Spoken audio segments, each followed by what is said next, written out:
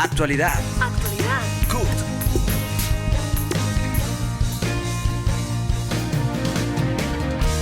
Actualidad. CUT. Actualidad. CUT.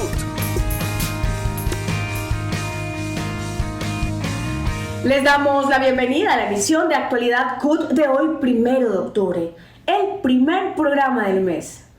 Este programa analiza el acontecer laboral, sindical, económico y social del país. El presidente de la CUT, Francisco Maltés, presenta el editorial. Editorial. Continúan desarrollándose los eventos regionales de carácter vinculante para recoger las opiniones ciudadanas para incluir en el Plan Nacional de Desarrollo y que por lo tanto éstas se conviertan en una obligación del Estado. Vamos a continuar hablando del tema del trabajo en el Plan Nacional de Desarrollo. En la edición pasada hemos planteado algunos de los componentes y hoy hablaremos de otros, como es el trabajo decente en el sector rural. Allí laboran más de 3.100.000 trabajadores y trabajadoras. Laboran, como se dice popularmente, de sol a sol. No tienen contrato de trabajo la inmensa mayoría. No hay una vinculación laboral formal entre ellos y el patrón. Y por lo tanto, se requieren que tengan trabajo decente. Para ello se necesita fortalecer inspección, vigilancia y control en todas las territoriales del Ministerio de Trabajo, para que haya trabajo decente allí. También necesitamos trabajo decente para los trabajadores y trabajadoras de las plataformas. Son cerca de 1 millón de hombres y mujeres a quienes no les llaman trabajadores, sino que les dicen colaboradores. No, son trabajadores que tienen plenos derechos como todos los demás trabajadores y trabajadoras colombianos. Por tal razón, se requiere en primera instancia que se reconozca su relación laboral y segundo, que puedan ejercer la libertad sindical. En el tema de la economía del cuidado, ya lo hemos dicho, necesitamos una economía del cuidado remunerada para hombres y mujeres. Y el cuarto elemento del que queremos hablar hoy es de fortalecer el patrimonio público. Como lo anunció el presidente Petro en su campaña, se hace necesario fortalecer el patrimonio público para que pueda seguir prestando servicios eficientes, ampliar la cobertura y mantener los precios accesibles a los consumidores finales.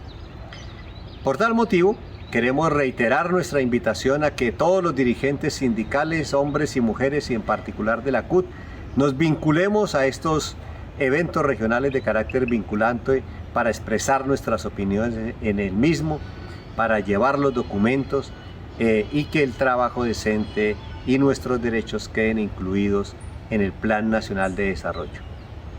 Finalmente, el próximo 7 de octubre se celebra en todo el mundo el Día Internacional del Trabajo Decente. Por supuesto, en Colombia no será la excepción y la CUT realizará varios actos recordando el Día Mundial del Trabajo Decente, a cual invitamos a todos los trabajadores y trabajadoras a que nos acompañen en esta importante conmemoración. La reforma tributaria presentada por el Gobierno Nacional el pasado 8 de agosto pretende recaudar 25 billones en el año 2023, con el objetivo del fortalecimiento e infraestructura educativa, la superación del hambre y la industrialización del campo. Actualidad CUT hace un análisis del impacto de esta reforma en 3 importantes sectores de la economía colombiana: multinacionales y grandes empresas, las pequeñas y medianas empresas MIPYME y el sector financiero. ¿Quiénes producen el empleo en Colombia? La mitad del empleo se produce por la misma gente. La mitad de la economía colombiana, la economía popular que usted ve ahí en San Victorino, en todas partes, informal, es la misma gente sobreviviendo. La otra mitad de la economía, un poco que llaman formal, está la inmensa mayoría compuesta de pequeños y medianos empresarios, sobre los cuales realmente nosotros no queremos poner los impuestos. Pequeños y medianos empresarios explican el 80% del empleo asalariado del país. Las exenciones tributarias para las grandes corporaciones suman más de 22 billones de pesos. También es conocido el alto déficit presupuestal que dejó el pasado gobierno en todas las entidades, debido a su mala gestión y las denuncias de corrupción que hoy son públicas. Claro, el impuesto al patrimonio va sobre los ricos, sobre los más ricos de Colombia. Acabo de leer ahí en España que se va a plantear el impuesto a las grandes fortunas, es lo mismo. En Estados Unidos es lo mismo. Es los más ricos que han amasado unas fortunas inmensas, aquí ni se hable de eso. Entonces, ¿por qué no un impuesto ahí para arreglar problemas de la gente que es más débil, más pobre? Eso es lo que queremos hacer en Colombia. Entonces, como nunca se había hecho una reforma tributaria en función de que los que más tienen más paguen, que es lo que ordena la Constitución, sino que siempre, no, el IVA a la yuca, el IVA a la leche, el IVA a la comida, el IVA al aceite. Es decir, que los que comen, que somos todos, paguen, entre esos más duramente el que menos plata tiene. Esta reforma va a eliminar algunas exenciones otorgadas a las multinacionales y grandes empresas y grava con el 5% de aumento a las multinacionales del sector minero energético y del sector financiero. Asimismo, las sociedades nacionales, los establecimientos permanentes de entidades del exterior y las personas jurídicas extranjeras con o sin residencia en el país tendrán una tarifa del 9% sobre los ingresos percibidos en la prestación de los servicios hoteleros, parques ecoturísticos y o de agroturismo por 10 años. Con el objetivo de disminuir el índice de desigualdad y obtener recursos para la inversión social. La reforma tributaria presentada elimina exenciones a las empresas, incluidas las de las zonas francas, acaba con deducciones de la renta, del pago de regalías, impone impuestos a los dividendos, a las ganancias ocasionales y al patrimonio. Se busca imponer mayores impuestos a los megarricos en los ítems de dividendos, ganancias ocasionales y patrimonio. Todo esto en el sentido de que quien más tenga sea quien más pague. Actualidad CUT conoció que se busca que las instituciones financieras, las entidades aseguradoras y las comisionistas de bolsa liquiden durante 5 años la tarifa total del 40%. Estos puntos adicionales serían aplicables a las personas jurídicas que tengan una renta gravable igual o superior a 4.560 millones de pesos. La tasa efectiva de los más ricos en Colombia, de los 30 más ricos en Colombia, está entre el 1 y el 2%, cuando debieron haber pagado al menos en tasa nominal el 33%. El coeficiente de concentración de la riqueza en Colombia, del ingreso, es de los 5 o 10 más altos del mundo. El coeficiente de Gini de Colombia es muy alto. Y eso es por la misma concentración que existe del ingreso y la riqueza. Países como Dinamarca tienen impuesto a la renta hasta del 59%. Aquí en Colombia los ricos están pagando el 1 y 2% de tasa efectiva de impuestos y sin embargo se están quejando. Los dividendos en la propuesta del gobierno están hablando del 20%. Yo pienso que deberían ir por lo menos hasta el 30% y con una tabla progresiva. Eso sería lo más adecuado. La tasa efectiva de las empresas no es el 60 o el 70% como dicen los gremios, como dice Blockman Master, sino es el 20.8%. Entonces la tasa nominal debería ser al menos el 25%. Y eso aumentaría el recaudo en casi 5 puntos por ciento. Una tasa del 35% es una tasa muy elevada, es nominal, pero no es verdadera. Entonces el gobierno lo que debería hacer es bajar la tasa al 25%, pero una tasa efectiva eliminando la mayoría de beneficios tributarios. El impuesto al patrimonio en Colombia se requiere. Es imprescindible. Los ricos tienen que contribuir más con el desarrollo del país. Los gremios y las personas más ricas del país deben ser conscientes de que debe haber una mayor equidad en nuestro país. Esto genera mayor seguridad para ellos mismos, para sus familias, para el entorno, para la economía. Esto genera más empleo, genera menor informalidad. Habrá mayor demanda y si hay mayor demanda, pues hay más ventas, hay más utilidades y esto genera más desarrollo. La CUT insiste en la necesidad que el Gobierno Nacional dé cumplimiento al Acuerdo Nacional Estatal en el que se ordena la actualización y ampliación de las plantas de empleo, la reducción de los contratos de prestación de servicios y la garantía del trabajo digno y decente. En la garantía de ampliación de plantas es necesario que se cumpla lo expuesto en el Decreto 1800 de 2019, que plantea la necesidad de una mesa de trabajo por el empleo público y la actualización de las plantas de empleo.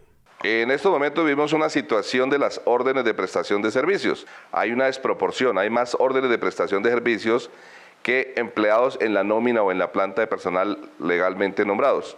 El señor presidente de la República, el señor director de la Función Pública y la señora ministra de Trabajo han hablado de la formalización laboral.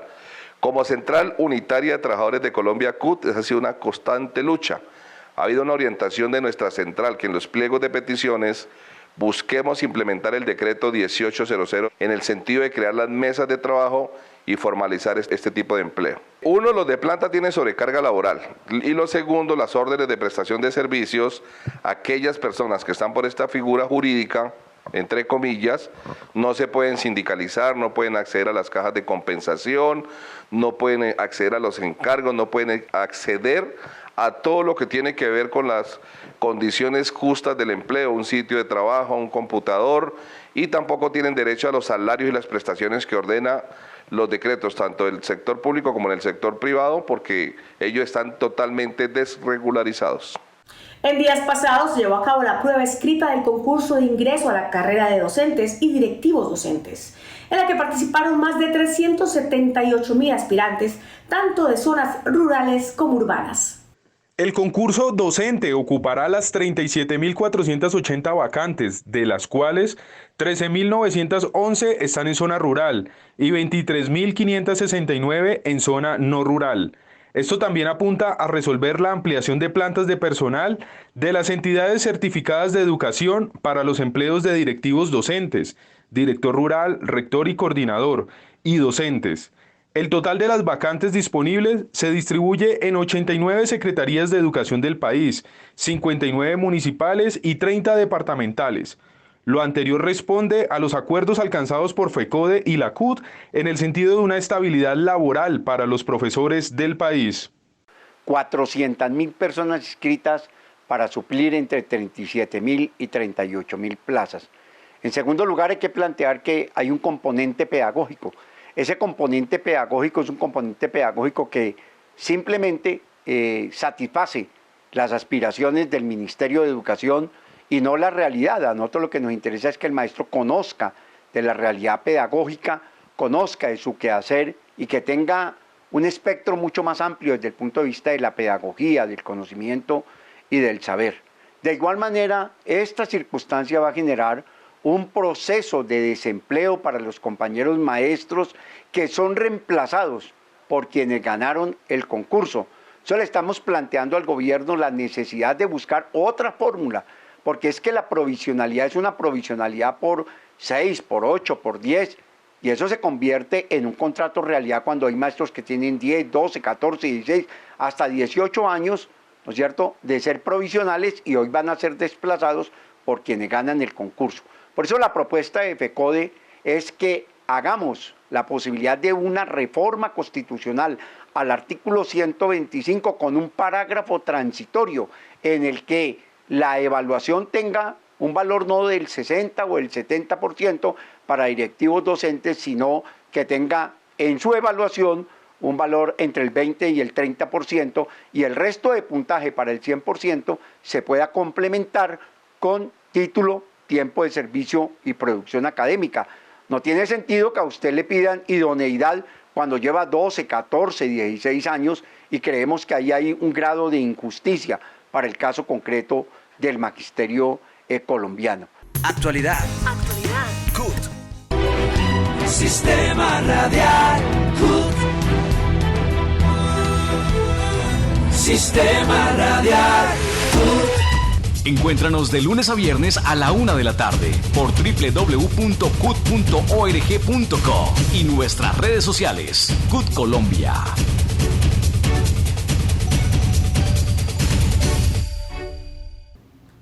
Los trabajadores sindicalizados de la Unidad Nacional de Protección UNP continúan trabajando por la formalización laboral que garantice un trabajo decente y digno en la entidad. Y digamos que nuestra vigilancia como organización sindical es que estas plantas, pues primero que todo, no sean de carácter temporal, sino de una estabilidad, digamos que permanente a todos los trabajadores tercerizados, y segundo, que cumplan, digamos que con unas condiciones de remuneración justas para la labor que cumplimos, ya que en otras entidades del Estado los salarios que se devengan son mucho más altos que en la actualidad le pagan a los funcionarios de la entidad que cumplen la función operativa de hombres de protección. En la entidad existen cerca de 9.000 escoltas tercerizados. Esto es que trabajan a través de empresas privadas y prestan el servicio con la ONP a través de uniones temporales. Esas labores son misionales y permanentes. La ley señala que en las entidades públicas las labores misionales permanentes deben ser desempeñadas por funcionarios de planta. Entonces, esa es la reivindicación que nosotros pedimos, que el Estado a través de la ONP y todas las entidades del Estado cumplan la ley para actividades misionales y permanentes, funcionarios de planta, formalicen el empleo en condiciones dignas y decentes para los trabajadores. Actualmente pues estamos adelantando una lucha, por supuesto, para ponerle fin a la tercerización laboral que tanto afecta a los trabajadores desde la ONP. Actualmente están aproximadamente 10.000 trabajadores en condición de tercerización y esperamos contar con el apoyo, por supuesto, de la central y actualmente el Gobierno Nacional, el Ministerio del Trabajo, el Departamento Administrativo para la Función Pública y, por supuesto, la misma ONP para ponerle fin a la contratación por prestación de servicios y también, por supuesto, a la tercerización laboral. La directora del Departamento de la Mujer, Rosalba Gómez, habla en esta emisión de Actualidad CUT. Se realizó el Congreso número 32 de Azocajas en Cartagena en estos días. Allí estuvimos presentes compañeros y compañeras de la CUT, porque consideramos que las cajas de compensación son un patrimonio social de los trabajadores y las trabajadoras. Son un promedio de 21.000 personas que nos beneficiamos de las 43 cajas de compensación en los 31 departamentos de Colombia. Pero bien, si bien hay que revisar algunas acciones, algunas actividades, algunos precios, hay que revisar algunas estructuras, se puede hacer, claro, lógico, pero siempre en defensa de este patrimonio social, que es lo único que tenemos los trabajadores, las trabajadoras y sus familias para el disfrute de capacitación, de educación, de vivienda, de la edad, atención a la edad adulta, a los niños, a los discapacitados. Resalto también allí cómo incluyó en sus temas todos esos temas de discapacidad, minorías, afros, indígenas, campesinos, mujeres, discapacitados, como parte de la inclusión, ¿sí? Eso es de rescatar este tema porque es parte del bienestar social a los trabajadores, trabajadoras y sus familias.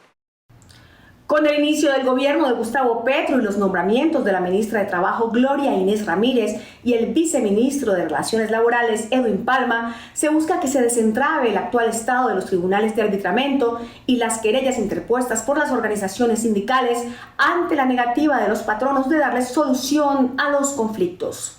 Según el MiTrabajo, de 10.600 querellas que se recibieron en el año 2021, solo 1.400 fueron resueltas, lo que genera demoras para que se resuelvan las peticiones de los trabajadores, lo que hace necesario el fortalecimiento del sistema de inspección y vigilancia. Sería importante fortalecer la inspección, vigilancia y control en el tema que tiene que ver con las consultas, implementando un sistema que sea operativo en el sentido de la recepción de quejas y querellas que vienen acumuladas y que el Ministerio no tiene la capacidad tanto de infraestructura de personal para que atienda este tema de resolución de consultas, quejas y querellas, teniendo en cuenta que es inaudito que las organizaciones sindicales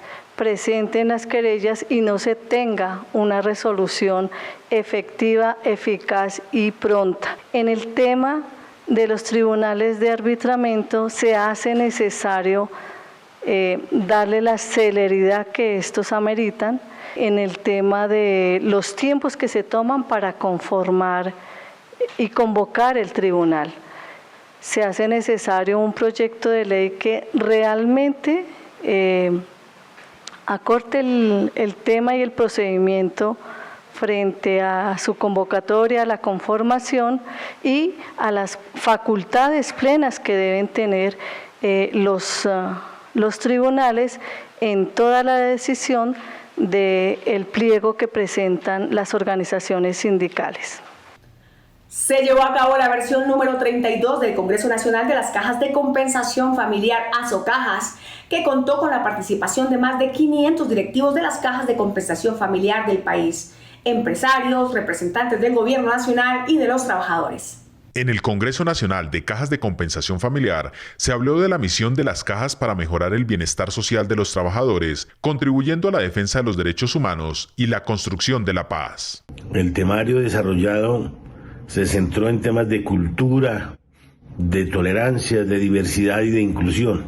Creo que junto con el mensaje de la ministra que las cajas de compensación se debían adaptar a la nueva época, con este mensaje las cajas pueden empezar a jugar un papel preponderante en la sociedad, una sociedad ávida de paz, una sociedad ávida de inclusión, una sociedad ávida de tolerancia, una sociedad ávida de respeto a las opiniones ajenas, respeto a la diversidad, de respeto al pueblo colombiano en general. Creo que las cajas de compensación podrán jugar en esa búsqueda de la paz total en esta nueva época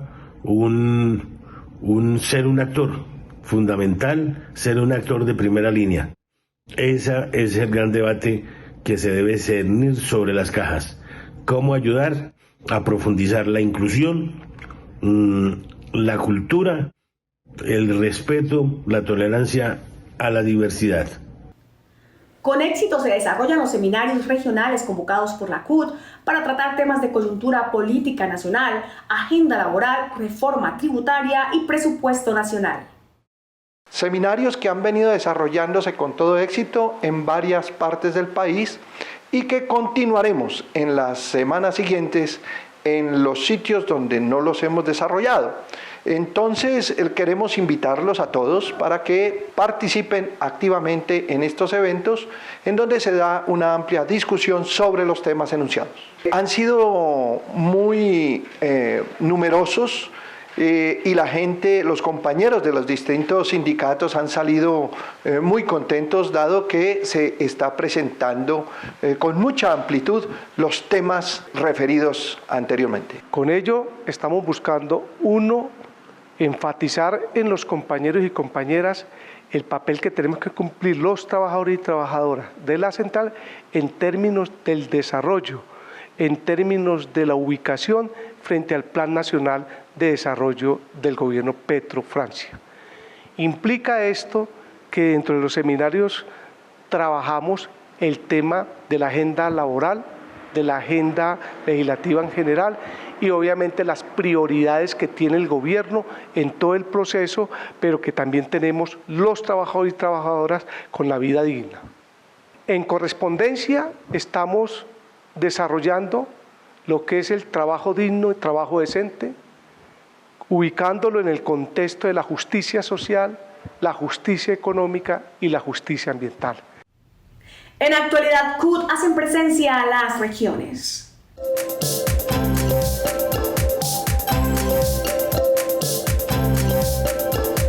En materia laboral, pero también en materia de violencia, es importante resaltar que los trabajadores del sector salud han venido en conflictos laborales, pero también vemos la apatía de las administraciones departamentales para resolver de fondo esta situación que tiene que ver con el no pago de los salarios. Suspendieron un paro en el Ismael Roldán, pero la problemática continúa porque no se ha terminado de cancelarle los salarios a los trabajadores.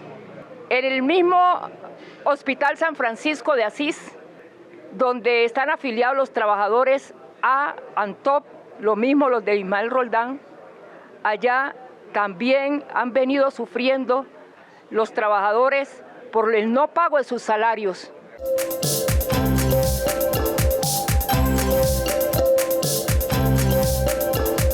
Bueno, la CUT Atlántico ha venido liderando una lucha. Yo considero que mi departamento y más la ciudad de Barranquilla, manejada por 4 familias poderosas, ricas, por no decir que mafiosas, hoy pasó de un plano económico de ser una industrialización de ciudad a ser una ciudad de comercialización. O sea, han cerrado todas las industrias, el corredor industrial, para pasar a convertirlas en hipermercados de comercialización y demás.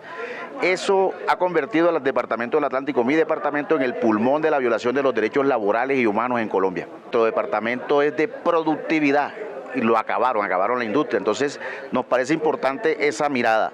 El tema de la educación es importante, ya que hay entidades privadas que prestan el servicio de educación superior en manos de las mafias todavía y educación pública también en manos de esas mafias. El gobierno plantea un cambio y el cambio debe empezar en el departamento del Atlántico. Hemos llegado al final de esta emisión. Les agradecemos por acompañarnos y los invitamos a seguirnos en nuestras redes sociales, donde nos encuentran como CUT Colombia. No olviden escucharnos en el sistema radial CUT por www.cut.org.co. Los esperamos el próximo sábado en Actualidad CUT, el programa de los trabajadores colombianos.